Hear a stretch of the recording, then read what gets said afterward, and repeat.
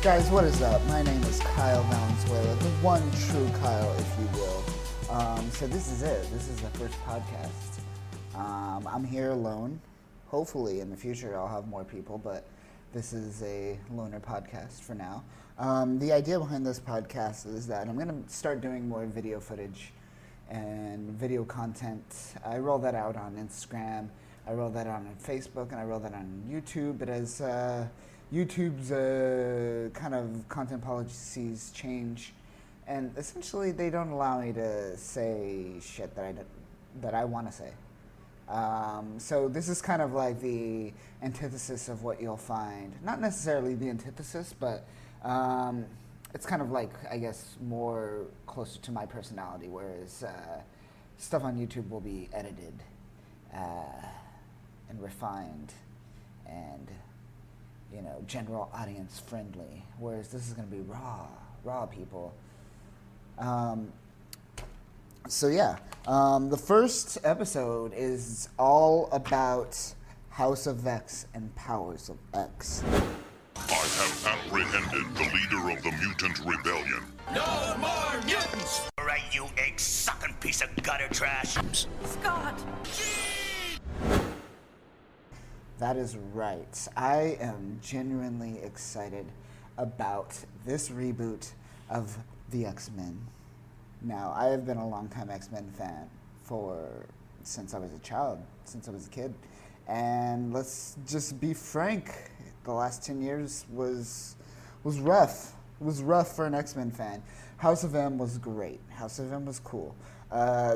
You had X-Men versus the Inhumans. That was whatever, garbage.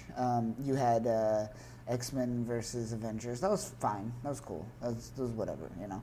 But there's nothing really that spoke to what the X-Men really were or have been over the course of the past 60 years. Their voice hasn't really been heard for I would say at least like 10 to 15 years. But Jonathan Hickman is, let me preface by saying that Jonathan Hickman is my favorite comic book writer of all time. I shouldn't say of all time. He is my favorite comic book writer, modern working comic book writer. So I want to preface with the fact that I am very biased and very much a Jonathan Hickman fanboy, and I love what he is doing with this run and what he has done with all the previous runs that he's done in the past. I'm talking his Fantastic Four run is a work of art. It is like it's a masterpiece. And I am not the biggest Fantastic Four fan. I love the Cosmic Adventures, but it never really, the team and the iconography of the team itself didn't really strike me as a kid, even though in retrospect the Cosmic Adventures speak to me more now as an adult. Nonetheless, I didn't really connect with it, yet Hickman finds a way to really connect with these characters, and I was blown away really by his run of Fantastic Four, and that was my introduction to Jonathan Hickman. Now I will admit I haven't read his what is it? East of West, right? Is that his? That's his indie comic. I'm talking to no one. I'm talking to my computer right now. Yes, East of West. I'm gonna admit that I am unabashedly ashamed of myself because I've not read East of West. Yet I am claiming I am a Hickman fan. But nonetheless, Hickman is my jam, my jelly. I spread it over everything, all of the toast. So take that with a grain of salt. If you are not into Hickman's work at all, maybe recognize that I am coming from a place where I am all over him, metaphorically, all over his giant penis, metaphorically, if you will, because I am in love with his writing. He does like a slow tease. He is like a burlesque writer where he slowly rolls out something and he just gives you a little snippet here and there, right? Just here's a little piece. Here's just a tiny snippet. And you know what? We're gonna go 50 issues, and you might even forget about that little snippet that I talked about, and he'll insert it 50 issues later, 100 issues later, 200 issues later. Definitely not that many issues, but 50 issues later or so, he'll just sneak it in slowly, and you're just like, wow, he connects everything to a T. And as we get into House of X and Powers of X, you're gonna recognize that you could be just a Jonathan Hickman Marvel fan. I know Rob from Comics Explained also brought this up, and I'm gonna kind of tread over his tread lightly over some of his words, but it rings true. You could read just Jonathan Hickman Marvel, and that alone tells a story within itself. Jonathan Hickman's Fantastic Four, Jonathan Hickman's Avengers and New Avengers, Infinity Run. You read all these and they all connect to each other. I mean, it's Marvel. Everything connects to one another, but Hickman's writing is so unique in that it's its own kind of microcosm within the Marvel universe itself, and it's just beautiful. But that's just me fanboying over Hickman. So I want to get into, I want to start off with House of X, issue number 1. And we start off with none other than your boy, Professor X, rocking quite the new Cerebro helmet, which you find out later. We will talk about this. I should state that where we are in time, in time, House, there's 2 more issues left. House of X 6 and House of X and Powers of X 6 have yet to come out. Everything else has been released up to this point, and I am going to try to cover everything that has been released thus far. Moving forward, we started off with Professor X, and there's pods, eggs, if you will, and they're hatched, and humans come out of these eggs, and you just hear Professor X say, "To me, my X-Men." Now, this alone gave me tingles, because if you read Jonathan Hickman's Fantastic Four run, you know at the end of the run, spoiler alert for Jonathan Hickman's Fantastic Four run, at the end of the run, a future version of, what's his name? Mr. Fantastic's son. Why am I drawing a blank right now? Mutant. The greatest, one of my favorite characters, and I am drawing a blank. Motherfucker. So, we're going to talk about Mr. Fantastic's son from the future, comes back and touches his future self to gain his powers as a child. And he has the power cosmic, and he yells, "To me, my Galactus," and summons Galactus as his herald to help defeat these cosmic entities. And that was just such a powerful moment at the end, because everything kind of came together at that moment when this character, I cannot think of his name at the moment, which is going to bug the fuck out of me, Mr. Fantastic's son, when he says these words, and he summons Galactus from the grave and makes him his herald, after everything you go through, which is, it's a family story because it's Fantastic Four, and it's always a family story, but just the interconnectivity that Jonathan Hickman weaves through his storytelling is just fantastic. And so to start House of X off with, "To me, my X-Men," sent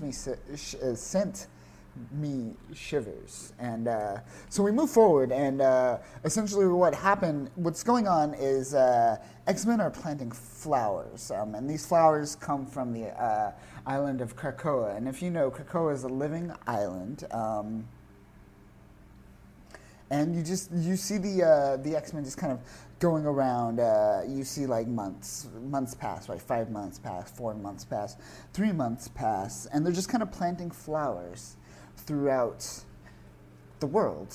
And we soon learn to find out what these flowers are. But then we meet up with Orcus. Now Orcus is they're kind of like they monitor. Extinction level populations, right? So like the mutants are considered an extinction level population once they reach a peak population, I guess, right?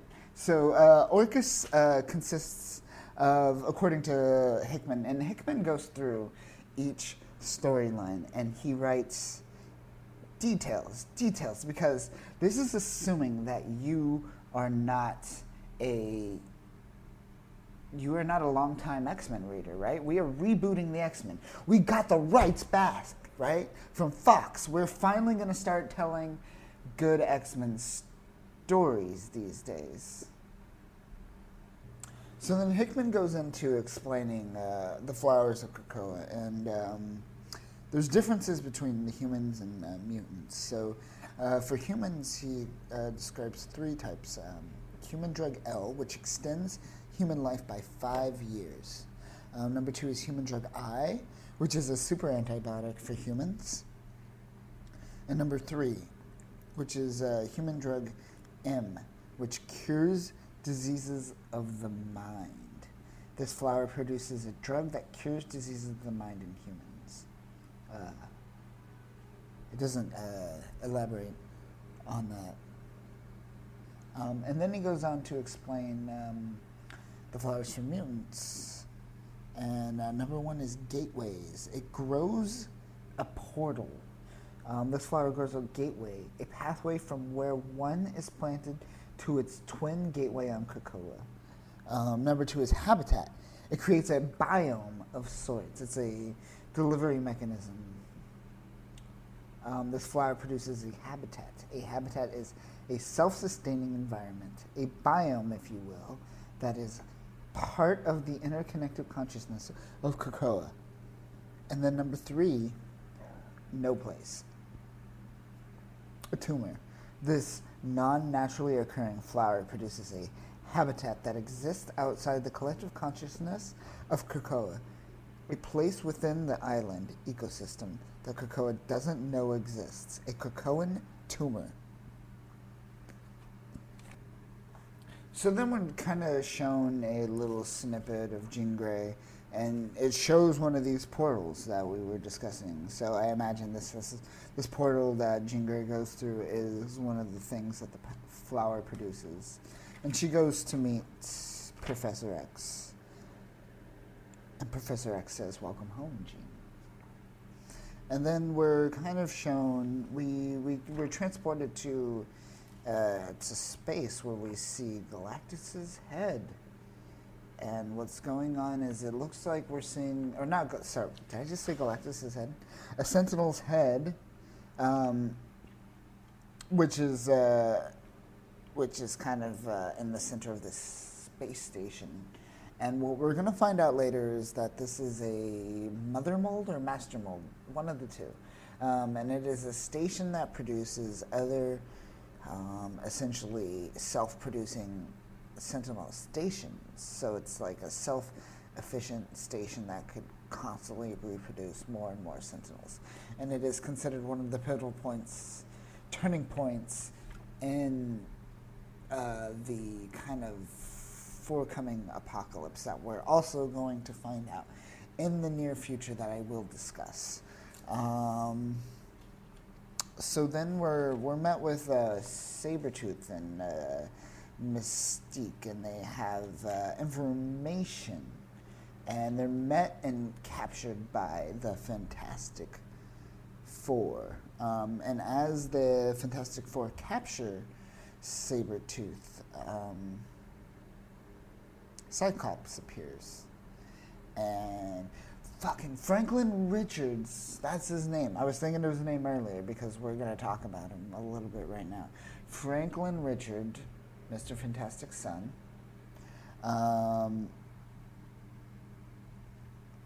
is a mutant, by the way. An Omega level mutant, by the way. So Cyclops kind of comes as the Fantastic Four is capturing Sabretooth, and he's like, yo, he's a mutant. I want him. And the Fantastic Four are like, or at least Reed Richards is like, no. And it kind of shows, yeah. So it shows that, like, you know, the superheroes got they got a little bit of turf. They got their turf. They can't pass certain lines, and just because Sabretooth is a mutant doesn't mean that they could. It's like their jurisdiction or anything, right? So then this is my favorite part because Cyclops throws a little bit of shade right here. Throws a little bit of shade towards Fantastic Four. Which, by the way, the introduction of Fantastic Four into the X-Men should preface the fact that the Fantastic Four are back on Earth. If you haven't read Dan Slott's run, I don't know how many issues in. I'm about 8.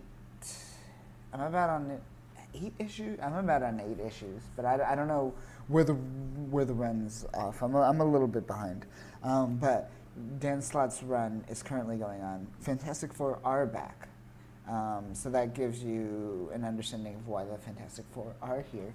So Cyclops throwing a little bit of shade because Franklin Richards is a mutant, and essentially he's like, you know, tell your boy when he's ready. He has a family on Krakoa waiting for him.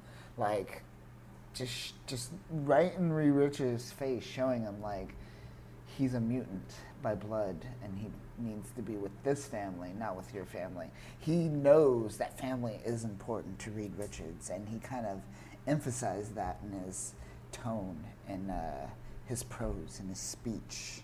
And that's a great way to get in Reed Richards' skin right there. That is a great way. It's like anything involving family, any type of divide whatsoever. And that is a great divide because Cyclops is here stating that he does have a family, a genetically like dominant family from a genetic standpoint. They're Homo superior, right? So that was an interesting kind of like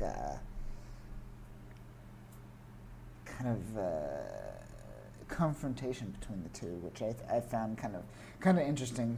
Cyclops throwing shade at Reed Richards. So then this is interesting.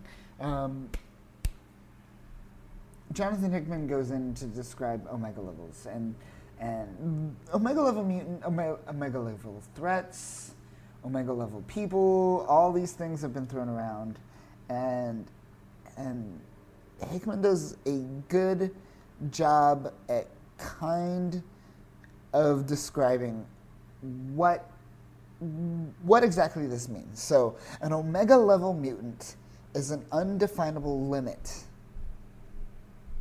So to be an Omega level mutant, one must have undefinable powers, one which we cannot test or measure the limits of your powers because we do not know the wall. We do not know the ceiling of which your powers can reach, right?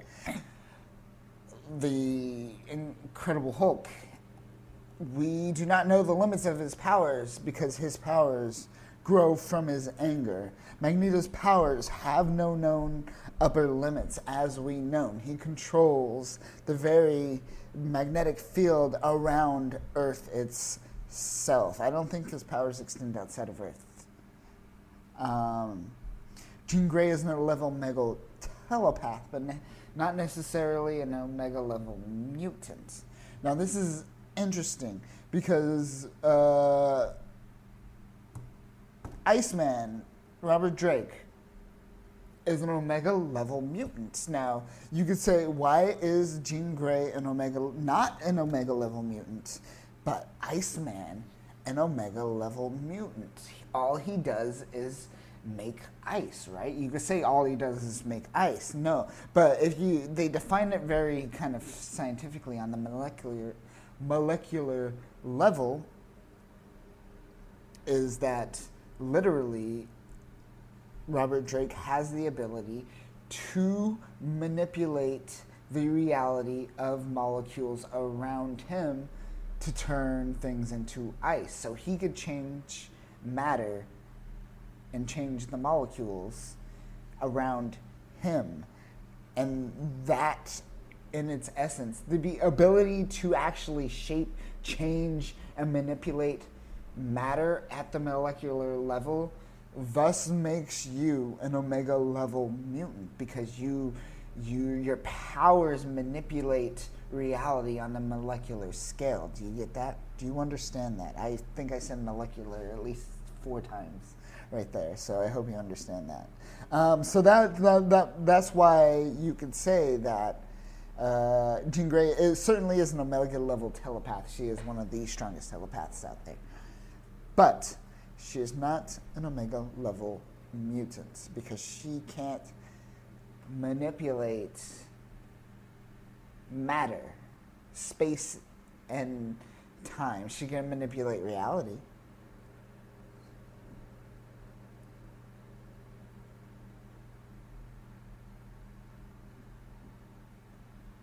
But she can't. Why was there such a huge pause? I don't know.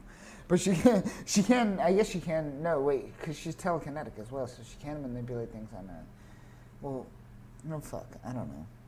It's still somewhat confusing, right? Because, all right, so this is literally from the book. For example, while Jean Grey is both a telepath and a telekinetic, she is only an omega level telepath. And then Hickman goes on to kind of list known omega level mutants, and we got Jamie Braddock, Monarch. We got Robert Drake, Iceman. Elixir, Marvel Girl, Legion, of course. Magneto, Proteus, Mr. M, Storm, Exodus, Kid Omega, Powerhouse, Vulcan, Hope. So those are just some omega level mutants. And Hickman does this throughout the entire series. He goes on to just deep dive, and it literally stops being a comic and starts being a book, and starts being graphs, charts, books, documents, and he is literally laying out the foundation of what is the new canon for X-Men. And it's kind of fascinating watching, as a previous X-Men fan, like just kind of watching this, like all kind of like the bricks being laid down one at a time.